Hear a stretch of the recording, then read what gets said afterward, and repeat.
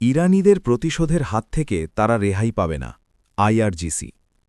মধ্যপ্রাচ্যের আকাশে আবারও ঘনিয়ে এসেছে অশান্তির কালো মেঘ। তেহরানের হৃদয়ে এক আকস্মিক হামলার পর বদলে গেছে আঞ্চলিক রাজনীতির মানচিত্র। ইরানের সর্বোচ্চ নেতা আয়াতুল্লাহ আলী খামেনি নিহত হওয়ার খবর ছড়িয়ে পড়তেই শোক, ক্ষোভ এবং প্রতিশোধের অঙ্গীকারে উত্তাল হয়ে ওঠে পুরো দেশ।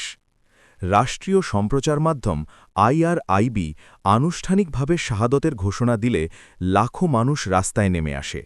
কারোর চোখে অশ্রু, কারোর চোখে আগুন। ইসলামিক রেভলিউশনারি গার্ড কোর, সংক্ষেপে আইআরজিসি, এক বিবৃতিতে জানায়, আমরা একজন মহান নেতাকে হারিয়েছি, কিন্তু তার আদর্শ, তার নির্দেশনা, তার পথ নির্দেশ কখনো হারাবে না। ইরানের আধা সরকারি বার্তা সংস্থা ফার্স নিউজ এজেন্সিতে প্রকাশিত সেই বিবৃতিতে আরও বলা হয়, সবচেয়ে নিষ্ঠুর সন্ত্রাসী ও মানবতার হত্যাকারীদের হাতে এই শাহাদাত প্রমাণ করে যে তার নেতৃত্ব ছিল শক্তিশালী এবং কার্যকর। ইরানিদের প্রতিশোধের হাত থেকে তারা রেহাই পাবে না। শোকের শহর, অগ্নিগর্ভ আবহ। তেহরানের আকাশ যেন সেদিন ভারী হয়ে উঠেছিল। কালো পতাকা উড়ছিল মসজিদে, সরকারি ভবনে, এমনকি সাধারণ মানুষের বাড়ির ছাদেও।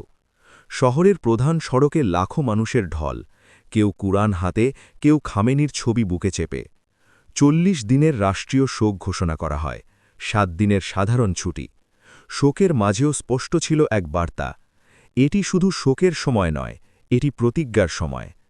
আইআরজিসি তাদের বিবৃতিতে জানায়, দেশীয় ও বিদেশি ষড়যন্ত্র মোকাবিলায় তারা অটল থাকবে। সীমান্তে নিরাপত্তা জোরদার করা হয়, আকাশ প্রতিরক্ষা ব্যবস্থায় সর্বোচ্চ সতর্কতা জারি হয়। ইরানের সামরিক ও কূটনৈতিক চ্যানেলগুলোতে তৎপরতা বাড়ে বহুগুণ। আন্তর্জাতিক প্রতিক্রিয়া।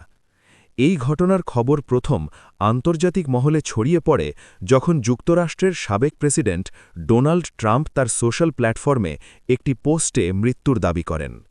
তার বক্তব্য ঘিরে বিশ্বজুড়ে বিতর্ক শুরু হয়। অনেকেই এটিকে উস্কানোমূলক মন্তব্য বলে আখ্যা দেন। পশ্চিমা সংবাদ সংস্থা রয়টার্স জানায়, তেহরানে নিজ কার্যালয়ে হামলায় খামেনি নিহত হয়েছেন। অন্যদিকে আন্তর্জাতিক সম্প্রচার মাধ্যম বিবিসি জানায়, ইরানে ১ মার্চ থেকে ৪০ দিনের রাষ্ট্রীয় শোক পালন করা হবে। বিশ্বনেতারা বিভক্ত প্রতিক্রিয়া দেন, কেউ শান্ত থাকার আহ্বান জানান, কেউ আবার পরিস্থিতি ঘনিষ্ঠভাবে পর্যবেক্ষণের কথা বলেন। মধ্যপ্রাচ্যের কয়েকটি দেশ সীমান্ত নিরাপত্তা জোরদার করে। জাতিসংঘের দফতরে জরুরি বৈঠকের আলোচনা শুরু হয়। প্রতিশোধের অঙ্গীকার। আইআরজিসির বিবৃতির সবচেয়ে আলোচিত অংশ ছিল একটি লাইন, ইরানিদের প্রতিশোধের হাত থেকে তারা রেহাই পাবে না।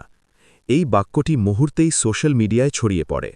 বিশ্লেষকরা বলছেন, এটি শুধু একটি আবেগঘন বক্তব্য নয়, এটি একটি রাজনৈতিক ও সামরিক সংকেত। ইরানের কৌশলগত অবস্থান, আঞ্চলিক মিত্রদের সঙ্গে সম্পর্ক এবং তাদের ক্ষেপণাস্ত্র ক্ষমতা সবই নতুন করে আলোচনায় আসে। তেহরানের রাস্তায় দাঁড়িয়ে এক তরুণ বলছিল, আমরা শোক করছি, কিন্তু আমরা দুর্বল নই। আরেকজন বৃদ্ধের কণ্ঠে ছিল দৃঢ়তা, শহীদদের রক্ত বৃথা যায় না। ভবিষ্যতের অনিশ্চয়তা। খামেনির মৃত্যু ইরানের রাজনৈতিক ভবিষ্যৎ নিয়ে প্রশ্ন তুলেছে। কে হবেন পরবর্তী সর্বোচ্চ নেতা? ক্ষমতার ভারসাম্য কোন দিকে যাবে? অভ্যন্তরীণ রাজনীতিতে কি নতুন কোনো পরিবর্তন আসবে? একই সঙ্গে আঞ্চলিক সংঘাত কি আরও তীব্র হবে?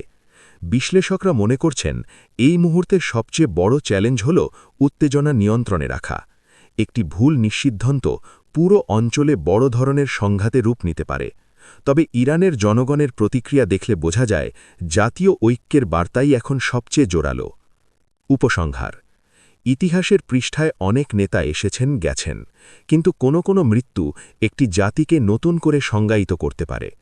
আয়াতুল্লাহ আলী খামেনির মৃত্যুও তেমন এক অধ্যায় হয়ে থাকতে পারে, যেখানে শোক ও প্রতিশোধ, রাজনীতি ও আবেগ, কূটনীতি ও সামরিক প্রস্তুতি সবকিছু একসঙ্গে মিশে গেছে।